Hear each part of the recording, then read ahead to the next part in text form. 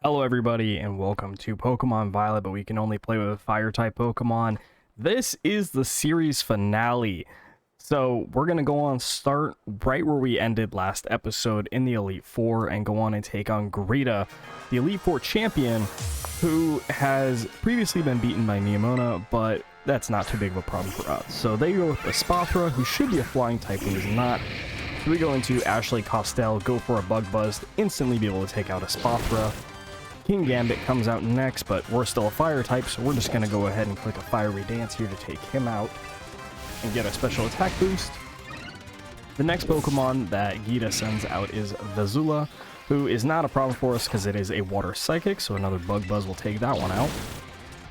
Avalugg comes out, who is still, guess what, just an ice type Pokemon, so we're just going to go ahead to Terastallize here and go for a fiery dance. We should not have any problem with the Avalugg, as well as possibly getting a special attack buff here. So the Avalugg goes down, no special attack buff, but Go-Go comes out, who, guess what, is a grass type, and is taken out by a fiery dance. And then the final Pokemon that Gita has to send out here is Glimmora.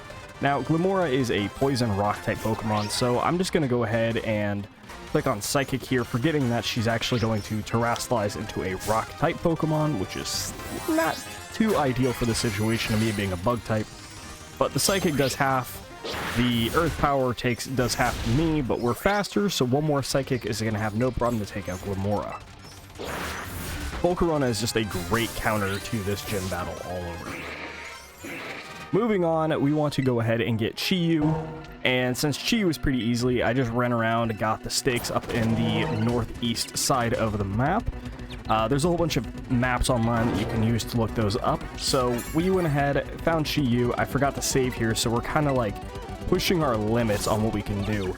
So I go for a Shadow Ball since it is resisted by Chi-Yu, and just kept missing a bunch of times. I was confused, the bounce kept hurting me. So very slowly we're working our way here through Chi-Yu. The Ruination comes out to do half of what it already did. Shadow Ball finally hits, does about a good quarter. So I'm just going to go ahead, use a Torch Song to get me a special attack buff, do a little bit more than what that was doing. He'd knock him down just below half. Heal up from our leftovers and go for one more Shadow Ball since it is resisted and +1. It should do just a little bit more than a quarter.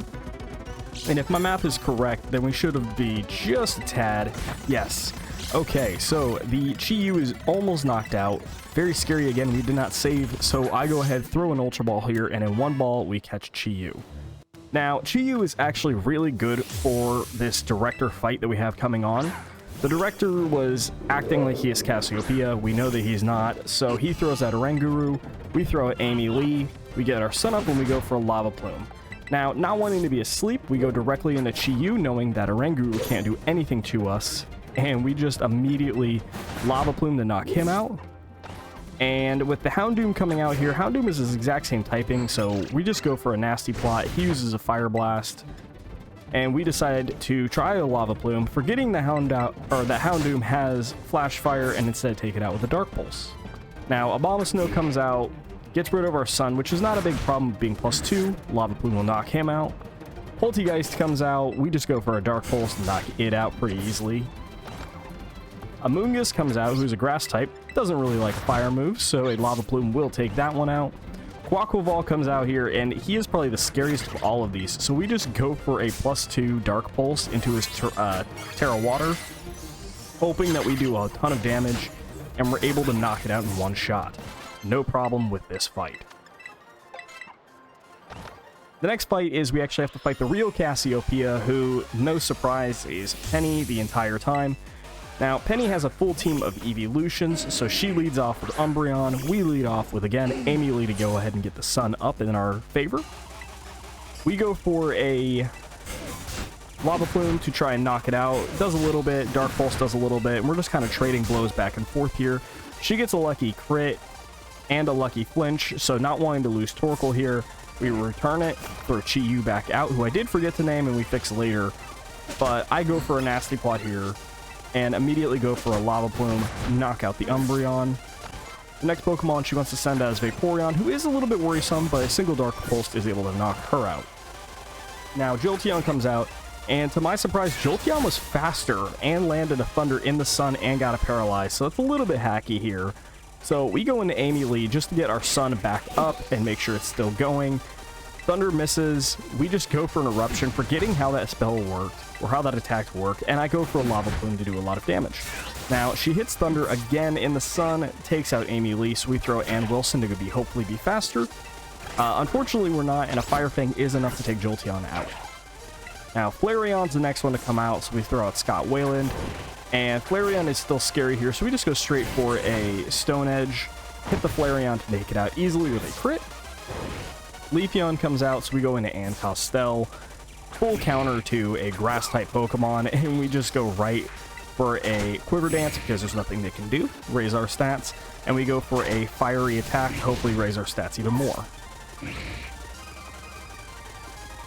Then he decides to throw out Sylveon, and not really knowing what to do, we just go ahead, Terra into our Fire type for a very high, strong Fiery Dance to take this Sylveon out.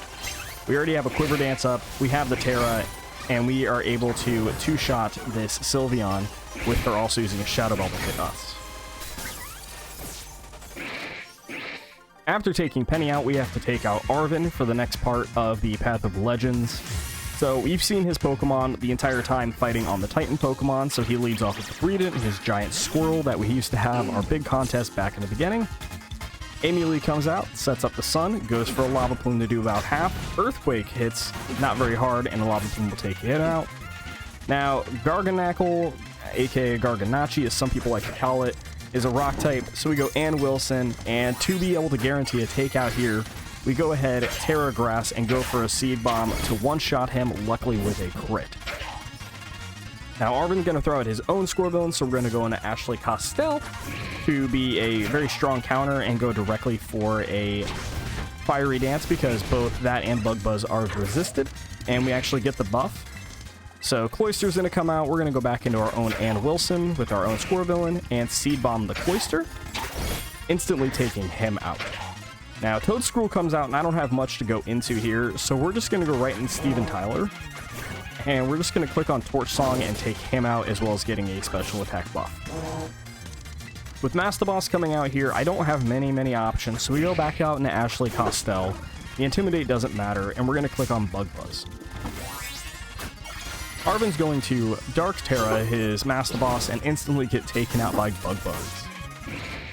The final battle with Nemona is us as both champions and both taking him out, so Shifu leads out her Lycanroc as per usual. We then lead out Amy Lee for the Sun, just like we always do as well. I debate going with a Protect here, but instead I decide to swap into Ann Wilson, and she goes for Stealth Rock. These are horrible against my team, so I use a Seed Bomb to take out the Lycanroc, but these rocks are detrimental to the team. We struggle so much because of these rocks. So with her wanting to send out Goodra, I debate back and forth what I want to do. I decide to throw out Steven Tyler. And again, I don't know what I'm going to do here, so I'm just going to go right for a Will-O-Wisp to start whittling down the Goodra. It's very scary, and we do just barely, so I use a Hex to do as much damage as I can, and let it take a couple bit of a burn. So we decide to swap out, save Steven Tyler for later, throw Chi-Yu out to take a decent amount of damage from that Dragon Pulse, and go right for a Dark Pulse to take out the Goodra. Now, Palmont wants to come out here, so I throw Ashley Costell, completely forgetting there's rocks on the field to take 50%, but I go for a Psychic to be able to take the Palmont out, since he is a fighting type. Dunsparce comes out, and this is where everything just starts to fall apart. I just forget that rocks are out still. I throw out Steven Tyler, the rocks take him out. So, not remembering what I'm going to do here, I can't go back into Ashley Costell, so we just go back out into Chi-Yu, take the rock damage, and hope a Dark Pulse knocks it out. It doesn't, but it flinches him, so we're able to use one more Dark Pulse to take him down. Fourth Warden comes out, so we decide to Terastallize into our Fire type with Chi-Yu and use our new move Terra Blast to instantly take out the Earthworm. Now, Meowscarada comes out last, just like her favorite Pokemon, and we just click Terra Blast, hoping we're faster than her. I did not calc any of this, so she goes ahead, Terastallizes Grass, and moves first, being able to take out the Chi-Yu. Now, Flower Trick, since it always crits, is always a scary move to come into, so I throw out Amy Lee, the one who I know can tank that the best. And we go for Rapid Spin to get these rocks off the field so they stop being a problem, and we go right for an Eruption to do as much damage as possible. Now, the Thunder Punch is a very interesting move here. It doesn't take out Amy Lee, and then the Flower Trick doesn't kill us, so we're able to win that battle. Going into Area 0, we meet up with Arvin and Nemona inside of this factory. It's very dark, so we start looking around, wondering how we're going to get the power going, and Penny seems to have followed us in here. She's a little bit creepy, not gonna lie. She knows how everything works and where we are at all times. I think she might be a spy. Afterwards, we have some kind of weird anime opening thing where the professor tells us that we need to jump out of this aircraft carrier to our death or something of the sorts into this giant crater in the middle of the world. Now, if you look at the map, it's very big. This is not a small area by any means. So, once again, we head to the end of the aircraft carrier. We have some kind of weird anime opening thing where we have to run super slow to our friends, hold hands, hop onto Miraidon, and jump to, again, what I feel like should be our deaths, especially as we are all kids during this moment. Flying down to Area 0 is such a magnificent thing, though. It's very beautiful, and Miraidon takes us right there. Inside of Area 0, we all regroup after we've completely lost each other, and I'll save you guys the long trouble of having to watch us go through all of these areas and all of their switches. But in Area 0, we have to find 4 different buildings, hit 4 different buttons, and that will unlock a whole bunch of locks to the actual base of Area 0 where the professor is at. During this time, we have to meet all of the Paradox Pokemon. There's a whole bunch between Scarlet and Violet, and there's a bunch of ones here, but the only one in particular that we care about is Iron Moth, because this is a completionist challenge, like I've said before, and we only care because he is a Fire-type Pokemon. After undoing all the locks, we find the professor's lab. We see the professor hunched over in the corner, and upon walking into the room, he is turned on because he's a robot. Get your minds out of the gutter, and you can actually see all of this. He's like an AI robot, actually, with all of the professor's memories in him. So he walks in, welcomes us, and his eyes will actually light up, and he has very sporadic robot movements. Inside of the lab, we have to battle the AI, and he uses every single Paradox Pokemon that there is. So he leads off with Iron Moth. We're just going to lead off with Steven Tyler, since during the whole stake thing, I got Earth Power. So a Discharge comes out, luckily does not paralyze us, and Earth Power is enough to take the Iron Moth out. I also have Lizzie Hale in the background because we need to be able to evolve her for our completionist challenge into Pyroar. So Iron Thorns comes out, again, Earth Power, nice, done, easy. Lizzie Hale is now level 35, so after this battle, we will have our Pyroar for the actual ending of this part of the challenge. Iron Jugulus comes out. He is a Flying Dark type, so we throw out Scott Wayland. Miss every single Stone Edge possible, unfortunately. So we decide to go to Ashley Costell. We just go ahead and we Terrasilize into fire again to just do as much damage as we can. We don't have anything to do with this.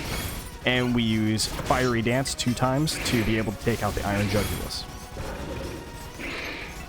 The next Pokemon that the professor decides to throw out here is not as much of a problem, but it is Iron Bundle, who is a water type, so we just go for a Fiery Dance to take it out, and we are now actually +3 in this situation here. So Iron Hands comes out, and I try to click Fiery Dance, completely forgetting I have Psychic, take a Fake out, and allows us to actually use a Psychic to take out Iron Hands. This is where the real problem starts coming in. Iron Valiant comes out, gets the booster energy to get a plus bonus to its attack, and it's actually faster than Ashley Costell, so the Psychic doesn't go off, but we do hop into Steven Tyler, go for a couple of Torch Songs to be able to take out the Iron Valiant, since it doesn't have any moves to take care of us other than Psycho Cut. After that battle, like I said, Lizzie Hale is able to evolve to give us Pyroar, that meaning the only Pokemon we have left to do is get Iron Moth. So after we actually completely beat the game, we go back to Area 0, we find Iron Moth, the last Pokemon that we need for this challenge overall.